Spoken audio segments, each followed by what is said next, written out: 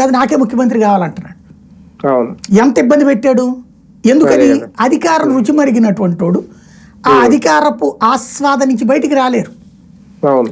ఇప్పుడు ఇంకా ఇంకా పెరగాలని కోరుకుంటారు. ఇప్పుడు పవన్ కళ్యాణ్ అయినా ఇప్పుడు అధికారం అన్నటువంటిది ఆస్వాదించడం ప్రారంభించాడు. పవన్ నేను డిప్యూటీ సీఎంని, నన్ను ఎందుకు రానియరు? అవును. ప్రతి రాష్ట్రంలో డిప్యూటీ సీఎంలు వెళ్తున్నారా పోర్టులకి, తనిఖీలకి? వెళ్ళరు కదా. ఈయన తనదైనటువంటి స్టైల్ని చూపెట్టడం ద్వారా వాళ్ళని అక్కడ నేను డిఫరెంట్ అని చూపెట్టుకుంటున్నాడు. దేశంలో ఏ డిప్యూటీ సీఎం వెళ్ళనటువంటి ప్రాధాన్యత పెరుగుద్దా సార్ ఈయనకి?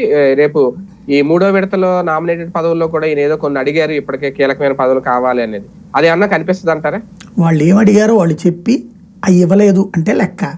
ఏమడిగారో చెప్పరు కాబట్టి ఇంకోటి ఎక్కడ అసంతృప్తి. ముందు పవన్ కళ్యాణ్ కాన్సెప్ట్ ఏంటంటే జగన్ వ్యతిరేక శక్తివంతుడిని నేను, చంద్రబాబుని అధికారంలోకి తెచ్చింది నేను, పవర్ అనేటటువంటి దాంట్లో సిన్సియర్గా పనిచేస్తుంది నేను, నా మంత్రిత్వ శాఖ. ఆయన చూడండి చాలా సిన్సియర్గా తన మంత్రిత్వ శాఖ పనులన్నీ చేసుకుపోతున్నాడు.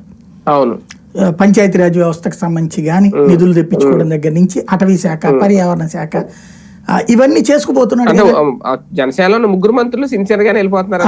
అది చూపెట్టి ఇదిగో చూసారా పాలన అనేటటువంటిది ఇట్లా చెయ్యాలి, మేం చేస్తున్నాం చూసారా అనేటటువంటి దాన్ని రేపొద్దున ప్రొజెక్ట్ చేసుకునే